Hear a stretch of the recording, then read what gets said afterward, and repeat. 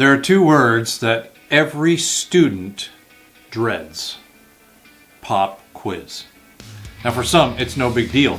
For others, it literally instills panic. As we get into this series called Faith Hacks, 5 practices for real life, it may shock you to know that a pop quiz is something that can happen often as we follow Jesus. I'm glad you're here for this conversation today.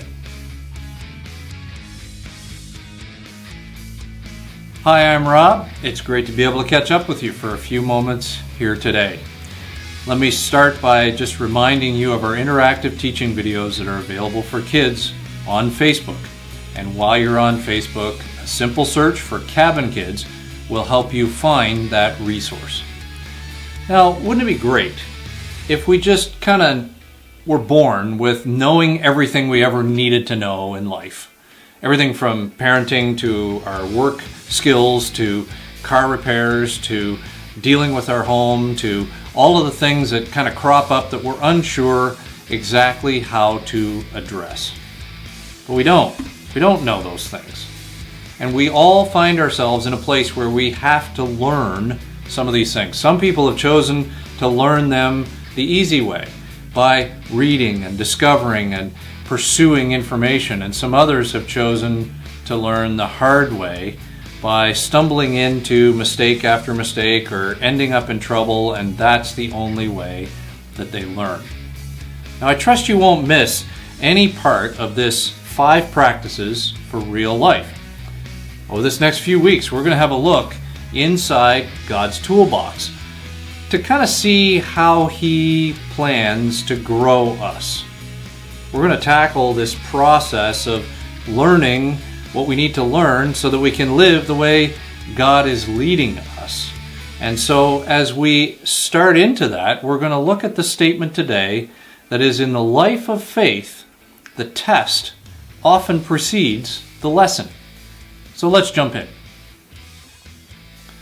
All of us have had to deal with tests of some sort in our lives, whether they were at school, whether they were for certifications at work, whether they related to driving, wherever it was they were. Students in all of those settings, knowing that a test is coming up, often ask the question, will this be on the test?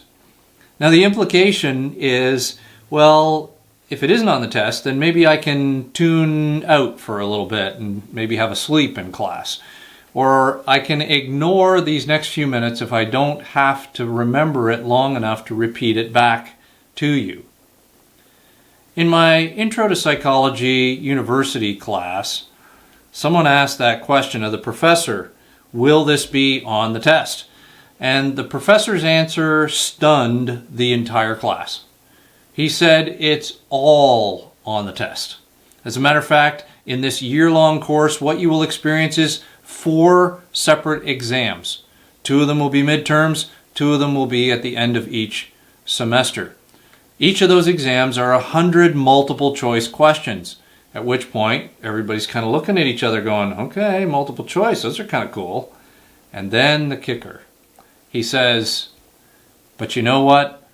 All of the answers in the multiple choice are correct. One of them is the most correct. You'll have 3 hours for each 100 multiple choice exam to sort out which answer is the most correct on 100 questions.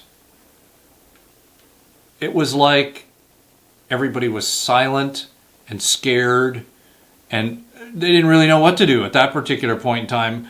It was almost like all the air got sucked out of the room, and it was amazing to realize just exactly what that might possibly mean. Everything from our textbooks, everything from every lecture, everything from everything that we had experienced in that class was going to be on the test. How were we going to navigate? Even as you went into it, the anticipation of that made it nerve-wracking. And I didn't typically get too rattled around tests. There were always times when I felt like I could have been better prepared for that kind of test. Now, if we get locked into learning our information first, then, God's toolbox might look a little bit wacky to us. When we're used to taking the time to learn all the information in advance so we can do well on the test, we tend to kind of cram it all in and remember it just long enough so that we can repeat it back for a little bit. This faith hack that we're discussing today is helping us to see that in faith, most often the test precedes the lesson. So when we're following Jesus, the lesson and the application is kind of what grows out of the test that comes in our lives. And in life with Jesus, tests are commonplace. They tend to grow us. But they arrive a little bit more like a pop quiz than something that we can cram a whole bunch of information into ourselves and then kind of get ready to answer questions effectively. James actually goes to the length of calling these tests an opportunity. Check this out in chapter 1 of the book of James, verses 2 through 12. Consider it pure joy, my brothers and sisters, whenever you face trials of many kinds, because you know that the testing of your faith produces perseverance. Let perseverance finish its work so that you may be mature and complete, not lacking anything.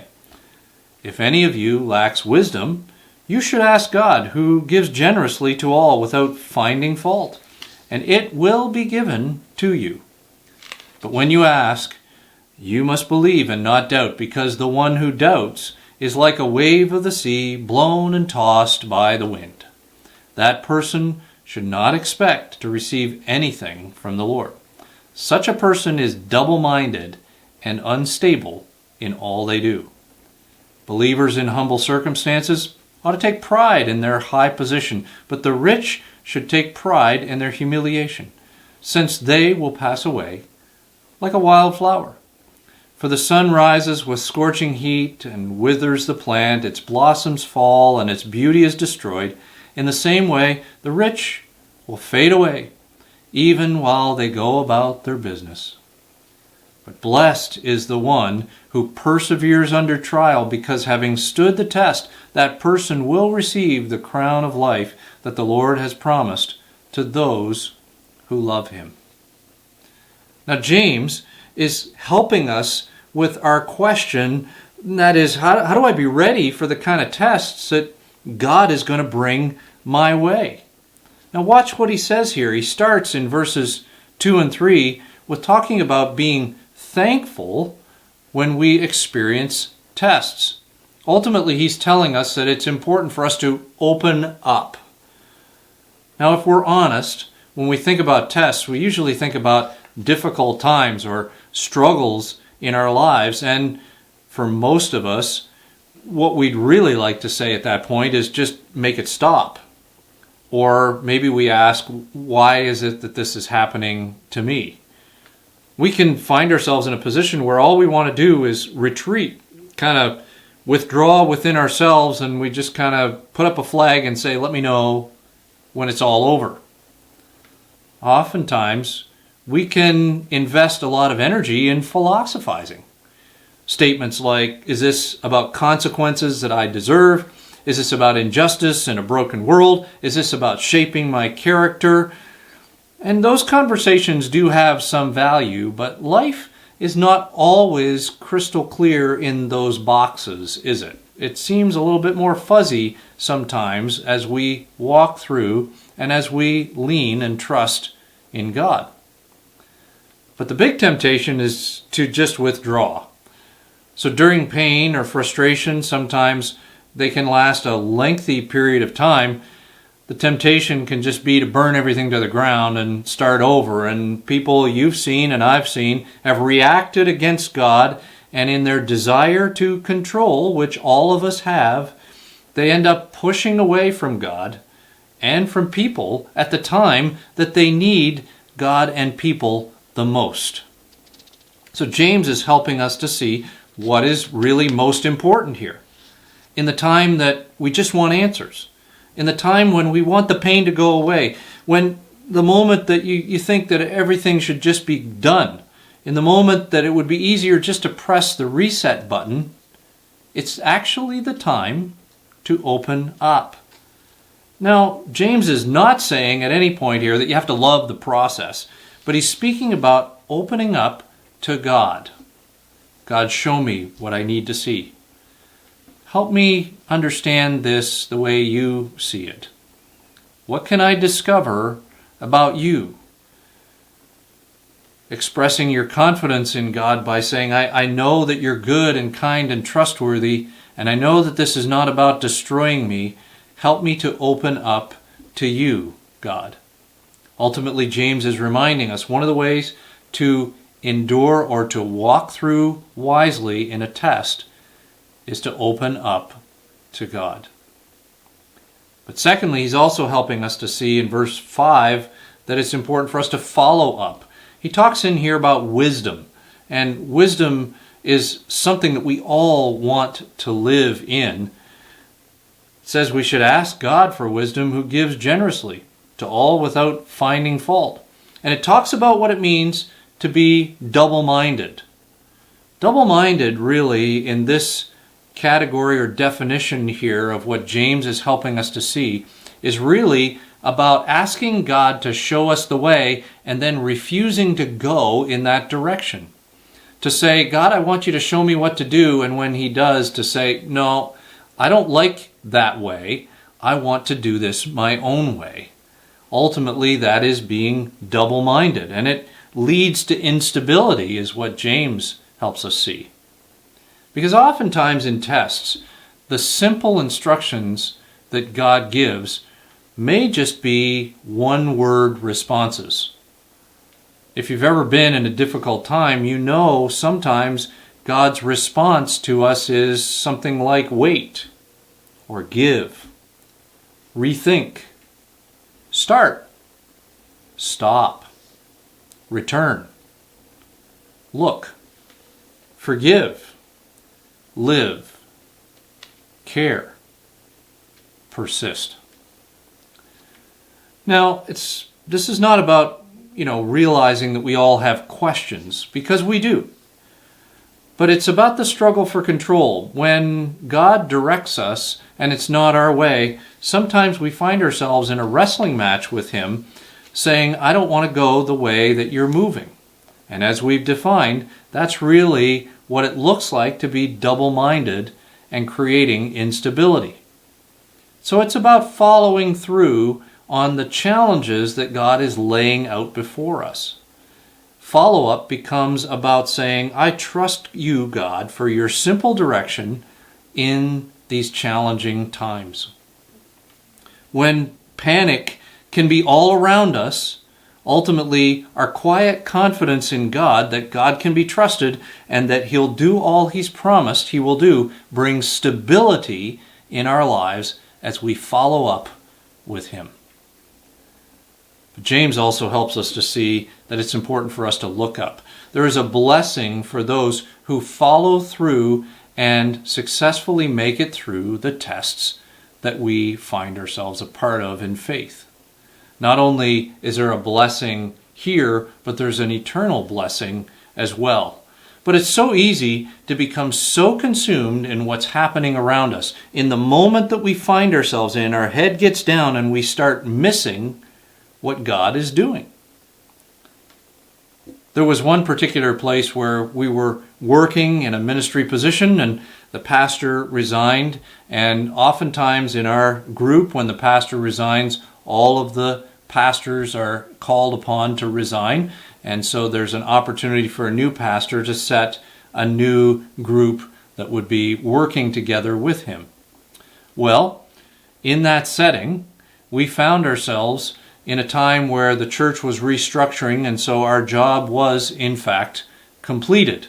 Now, it was at an off time. Usually there's a cycle that's a part of the recruiting that churches look at, and they say in the spring we're looking for opportunities to look for new staff members. This was late in the summer. So it was out of the sync of when people were actually looking to recruit individuals. We had a house to sell. The question was, am I going to transition to another role in the same kind of line of work. We're working with teenagers. It was a late season change, as I mentioned. So here we are as a family, 4 children, 1 dog, and I have 1 wife, and we're trying to figure out how do we bridge this season and work our way through to this next stage. Fortunately, in the middle of that time, there were some local contacts who stepped up, and I was able to acquire work in a local niche ministry in the area. And it was special friends that kind of rallied around us in that particular time. We ended up, as our house sold, finding ourselves in a bit of a space where we needed just to bridge some more time, and so we ended up receiving free storage from some of those special friends, as well as some of them helping us locate a house that turned out to be free to us for the period of time we were in it. During that period of time, our family was even blessed with a trip to Disney World. And so some of our fondest family memories are in that free house, having opportunities to be together. They're some of the coolest moments we look back on because we were spending time enjoying each other. And you know, I believe that God has an ultimate reward and blessing for us, but I believe He also wants to share some moments of blessing in the midst of some of the challenging times in our lives. So when we pull our heads back up and look up, we can see what God is doing around us. If we spend all our time just trying to focus on getting through it and fixing it, then we may miss the beauty that is unfolding in the middle of it all. So the basic hack that James is really kind of outlining for us in faith here is when we follow Jesus, the test often precedes the lesson. And when the test comes, James is coaching us that it's time to open up. It's time to listen to the direction in which God is leading. It's time to follow up by honoring the simple insights God is giving. And it's time to look up for some of the moments of blessing that God is looking to accomplish in our lives. So, where are the challenges for you today? You know, we're all dealing with COVID and the roller coaster ride that is a part of it. What would it look like if we were to choose to open up to God and to follow up with Him, honoring simple insights, and to look up for the moments of blessing that are happening all around us? Instead of just focusing on, well, when will this all be over and we can go back to what we want to be used to, some of us today are dealing with threats to our health, difficulty in our finances, conflict in our relationships, some workplace drama, maybe even family crises. So will we find ourselves in a position where we run, where we withdraw and kind of retreat to ourselves? Will we just try to fix it all and jump in and make things happen? We've heard what James says when it comes to trusting God and trusting ourselves, that sometimes our attempts to control just bring way more instability in the midst of these testing times. So what will it look like for us today to trust God, to open up, to follow up, and to look up, knowing that in God's toolbox the test will often precede the lesson? Before we pray together, let me just take a moment to remind you of the podcast extras. You'll find a link to the podcast extras that will be in the description box of either Facebook or YouTube, wherever you're viewing this video. That link will take you to our Kingston Standard Church website. And on that site, you will find resources related to at-home worship, as well as discussion questions for someone whom you're walking with, or even that could be used in your journaling time. There are also a few links that help you to connect better with our church, and I would encourage you to follow up with them in that space. Let me take a few minutes and pray together with you. Some of you today are experiencing challenges, and for you to consider what it might mean to open up, to follow up, or to look up is very, very challenging, because as you look at the current situation you're in, it can be extremely overwhelming. And so I want to encourage you by praying for you and reminding you that God is with you and He is looking to continue to help you in the midst of this time. And oftentimes the test will precede the lesson. Let me take a minute and pray with us together. Jesus, we are so thankful for your goodness to us, and whatever it is that we're facing today, it seems like it's so huge. It's right in the center of our vision, and sometimes, no matter how much we try and look at other things, it just takes all of our attention. Sometimes on a daily basis, even on a moment-to-moment basis, it can be the thing that's right on the tip of our tongues every time we have a conversation with somebody about anything else. And so God, we acknowledge that this can be consuming for our lives, and we don't believe that you've called us to live that kind of life. And so we ask that you would help us to trust you today, to open up to you and what you have to say to us, to look up to you and be reminded of your blessings, and to follow up with you by continuing to trust you and your simple directions in the midst of the time we find ourselves in. We thank you for James and this simple life hack, the reality that oftentimes we are experiencing the test before we're experiencing the lesson. And so we ask that you would continue by your presence to remind us of the beauty of who you are, that you are trustworthy, that you are good, that you are kind, and that you are working things out in our lives for good. Sometimes we don't like the process very much, God, but we're grateful for the fact that you will help us to learn what we need to learn so that we can continue to trust you and walk with you in the way that we're designed to be. We thank you and we trust you today. We're grateful to you for your goodness to us. In your name I pray. Amen. Thanks for investing a few moments here with us today. And before you go, if you don't mind taking just a moment to like, comment, or share this video, it's always a great encouragement for us when you do.